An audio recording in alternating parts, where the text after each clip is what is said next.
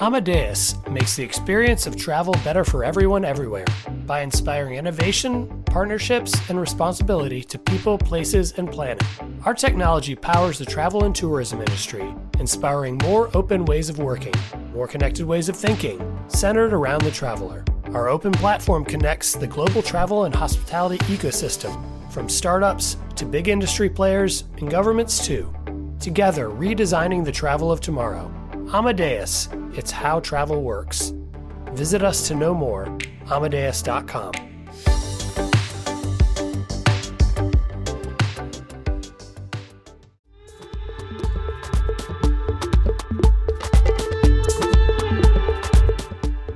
Welcome to the Skift India Travel Podcast. Today, we are diving into the world of Red Sea Global, the multi-project developer behind the world's most ambitious regenerative tourism destinations, the Red Sea and Amala. Joining us today is Reema Almokhtar, Director, Travel Trade Marketing of Red Sea Global, with whom I'm up for an interesting conversation. Welcome, Reema. We've been hearing a lot about the Red Sea Global lately, and congratulations on the recent launch of Red Sea Global's first consumer campaign. Hello and good morning. Thank you very much for this beautiful introduction. I'm so excited to have this conversation with you. Thank you so much, Rima. Since we spoke about the first consumer campaign, I want to ask you. My first question would be, what is the main focus of the Red Sea's consumer campaign, and how is it being executed across different markets, including domestically as well as internationally? All right, so Red Sea Global is the developer of two beautiful destinations called the Red Sea and Amala. The Red Sea has just started opening its booking systems to welcome people to its beautiful destination. This marks a great milestone for the destination and the Red Sea Global, the developer behind it. We're opening our bookings to our beautiful desert resort, the Six Senses, St. Regis, our beautiful island resort in the Mono Island, and the opening of the first phase of the airport to welcome flights from Jeddah and Riyadh. And with that, we decided to celebrate it and tell the world and welcome them and invite them to our beautiful destination. This is the reason behind launching the consumer campaign See Beyond.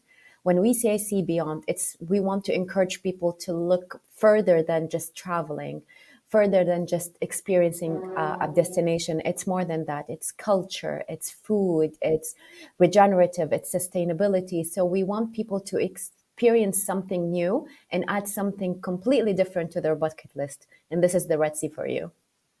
Okay, and how are you executing it across your different markets? Brilliant. Domestically and internationally. Brilliant. So it's a digital campaign that we are targeting our markets, starting with GCC and Saudi Arabia, of course, and then we have India, Germany, UK, Italy, and France. Those are our primary markets. They will find it everywhere when it comes to digital banners, to SEO, to social media platforms, and so on. Then we're cascading it into travel trade events as well. So you'll find it in our next WTM, ILTM, SATE India, and some of the road shows. So we are not only targeting consumer, we're also targeting trade to start registering in our Juniper system and work with us to build this beautiful itineraries and invite their clients to our destination. Great, excellent. Rima, Red Sea Global's interest in the Indian market and your unique offerings compared to other Middle Eastern destinations is also crucial to understand your strategy for attracting Indian tourists. Do tell us about how big is your focus on India and how do you market yourself differently from other Middle Eastern countries? Sure. So I'm not going to say Red Sea Global is only interested. I think the whole country is interested in the Yes, Indian correct. traveler. So Absolutely. the whole country is targeting India. It's one of the biggest market that we want to invite and join us in experiencing our beautiful country.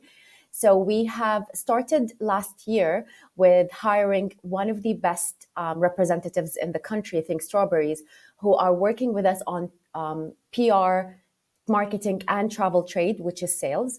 We have launched our market entry events in Delhi and Mumbai in 22.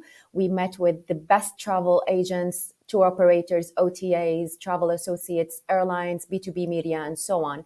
Then we participated in roadshows such as SATE and OTM. And we also did a million sales mission where we went to Mumbai, Delhi, Ahmedabad, and met with the travel trade agents and media.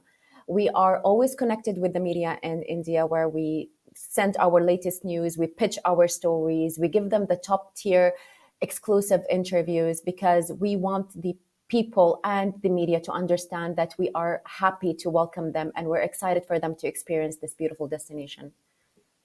Reema, very interesting that you mentioned that the entire country is interested in the Indian tourists, because of course Saudi Arabia announced that last year it welcomed about 1 million Indian visitors, Yep, and this year it aims to double the visitation numbers to 2 million, and by that's true. 2030 it aims to reach over 12 million Indian visitors. And I see that cooperation with Saudi tourism is a pivotal aspect of Red Sea Global's plans to tap into the growing Indian tourism market. But understanding the specific cities in India where Red Sea Global concentrates its marketing efforts can also provide insights into their targeted audience and potential reach. So you mentioned about your sales mission. In which cities in India are you focusing your marketing promotional activities? And I know that you mentioned smaller cities like Ahmedabad as well. Yeah. So basically, our main focus is going to be, of course, the main cities when we do all the activations. So Mumbai, Delhi, Ahmedabad, we have Kochi and Hyderabad as well, Bangalore and Delhi. These are the cities that we're focusing on when it comes to sales mission, because this is where the luxury travel trade are setting. But then also the marketing campaign is pan-India. So anyone, anywhere who have access to a smartphone will be able to see the campaign. Interesting. Um, what is your perception on the Indian market's price sensitivity, Rima, and how do you plan to approach to deliver value to Indian tourists?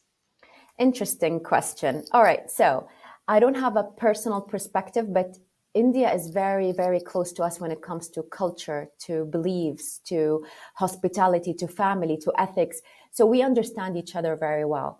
The proximity to India by flights and accessibility, and it's very easy for the India market to get our visa. And this is why we work closely with Saudi Tourism Authority, because whatever issue we have when it comes to visa, it's very easy to solve it with them.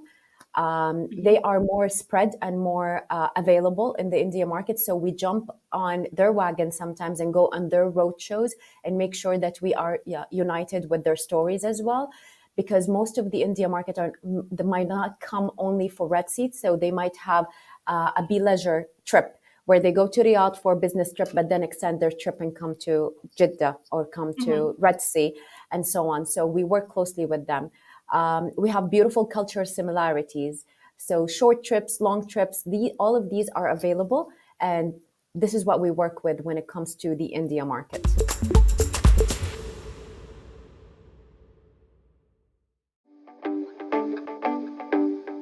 Amadeus makes the experience of travel better for everyone everywhere by inspiring innovation, partnerships, and responsibility to people, places, and planet. Our technology powers the travel and tourism industry, inspiring more open ways of working, more connected ways of thinking, centered around the traveler. Our open platform connects the global travel and hospitality ecosystem, from startups to big industry players and governments too. Together, redesigning the travel of tomorrow. Amadeus, it's how travel works. Visit us to know more, amadeus.com.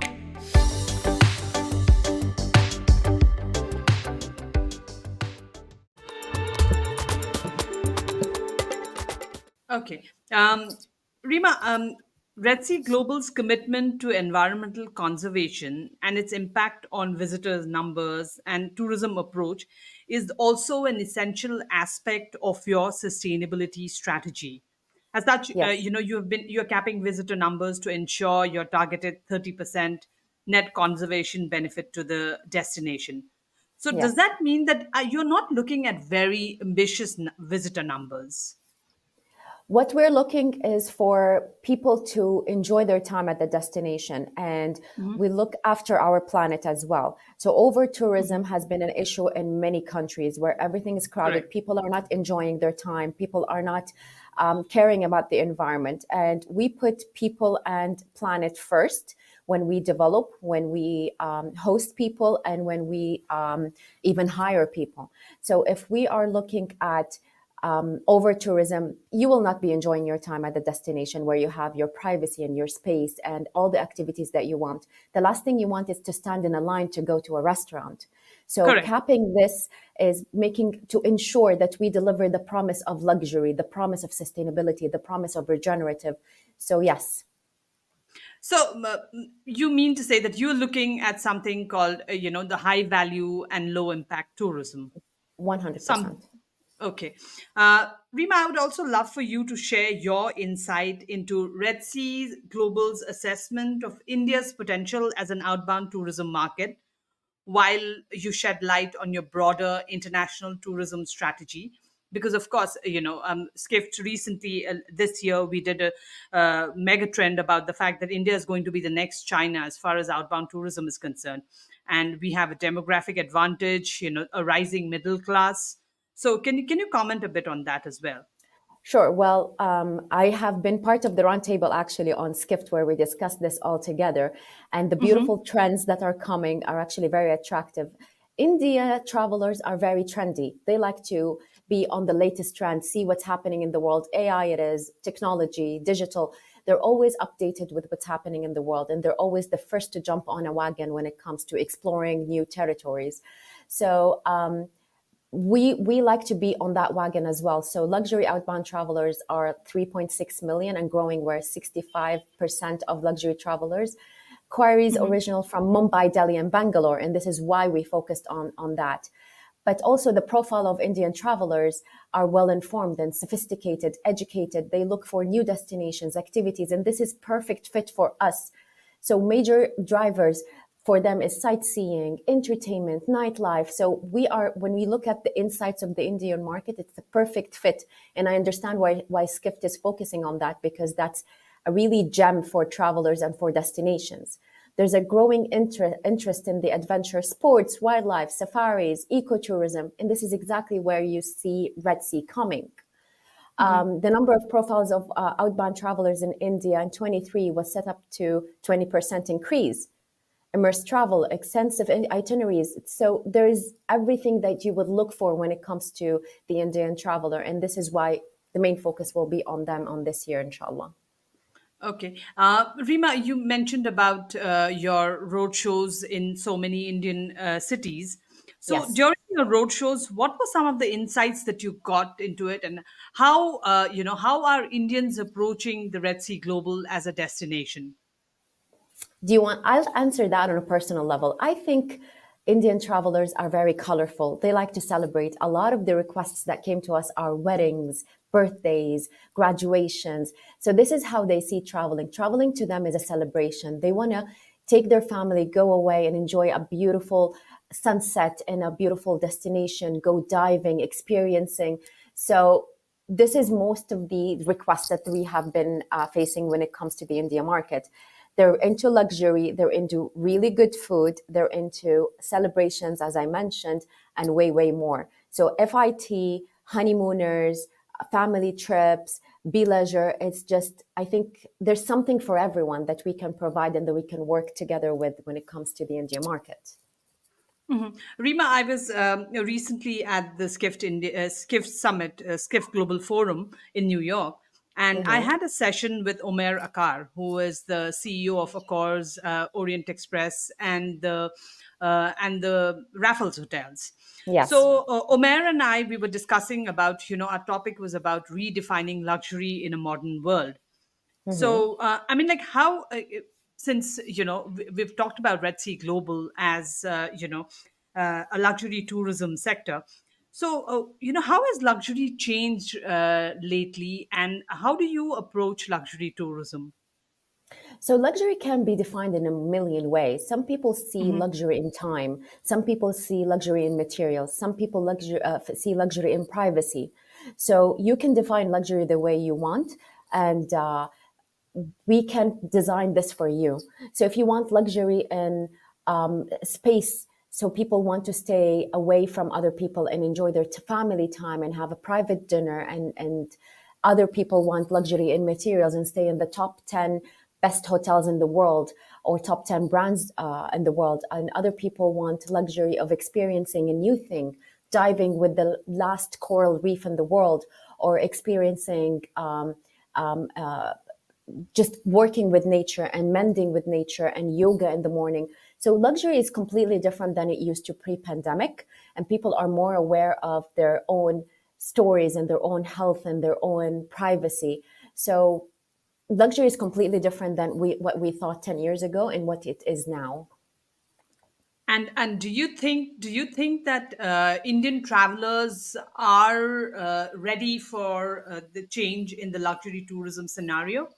100%. As I mentioned, they're very trendy, updated. They know exactly what's happening in the world, and you will find bits and pieces in every single person that is excited to do something new, to try something new, and to explore a new destination and a new land. So yes, 100% they are ready. And Rima, last question is: what are some of the projects at the Red Sea Global that you personally are excited about, and why? Oh, Oh my God. So when Vision 20, this is, I think, my favorite question. Thank you. Since the vision, as a Saudi, of course, I'm Saudi, as when the vision was announced in 2016, I think everyone took a step back and went like, wow, this is very ambitious. And we are very keen to see how Saudi Arabia is going to turn. This is a brave, brave vision. So when you actually see things moving forward and things are being developed, Saudi pride reaches to the roof because we were a closed society. Not a lot of people came to our country. Not a lot of people came and explored the culture, explored our personality. And now we're open to the world. And actually, I am working on the first giga project to be delivered and to be open to the world. Being a part of this is just a great pride and a beautiful, beautiful, footprint for me personally. So yes, I'm excited for people to come because we've been talking about this beautiful country for centuries, but everyone came for Hajj and Umrah and left. But now they can come, extend their visa stay and explore this country and see our culture, eat our food, wear our clothes and be part of it. So yes, I'm very excited. And this is one of the main reasons why I work for Red Sea Global. Thank you. Thank you so much, Rima, for all that you've My shared with dear, us thank you. today. We are excited about the opening and look forward to see how Red Sea Global's ambitious projects unfold. I cannot wait to welcome you and be part of your experience and journey in Red Sea. Thank you. Thank you for listening in and stay tuned for more episodes of Skift India Travel Podcast. And don't forget to subscribe to us on your favorite listening app. This has been the Skift India Travel Podcast. Thank you for listening.